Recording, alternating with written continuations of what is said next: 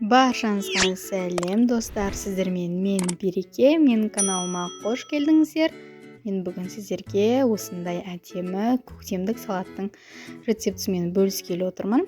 Видеоны соңына дейін қараңыздар. Бізге қажетті заттар капуста, картоп, помидор, огурцы және де жұмыртқа керек болады.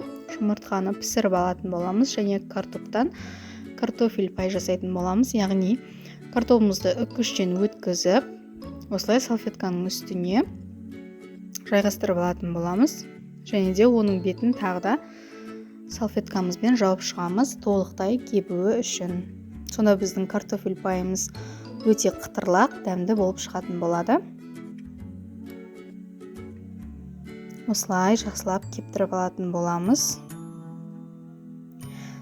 Картопымыз кепкенге дейін қалған ингредиенттерді турай береміз.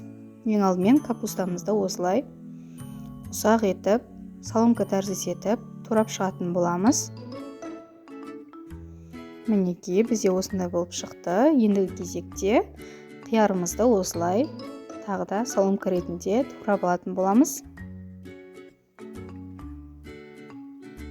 Одан кейін помидорымызды да дәл осылай соломка тәріздес етіп турап аламыз. Оны да ыдысымызға саламыз.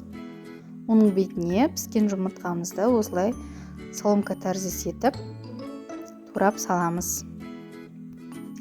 Енді біз газға майымызды құйып қоятын боламыз және де картофель пайымызды майымыз қызғаннан кейін осылай салғаннан кейін бірден араластырып отыру арқылы пісіріп алатын боламыз.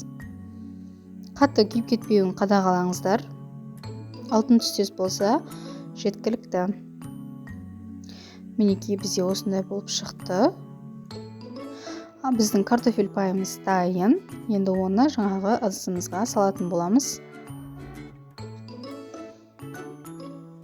Мінекей, салып алдық. Енді оның бетіне дәміне қарай тұзымызды және майонезімізді салатын боламыз.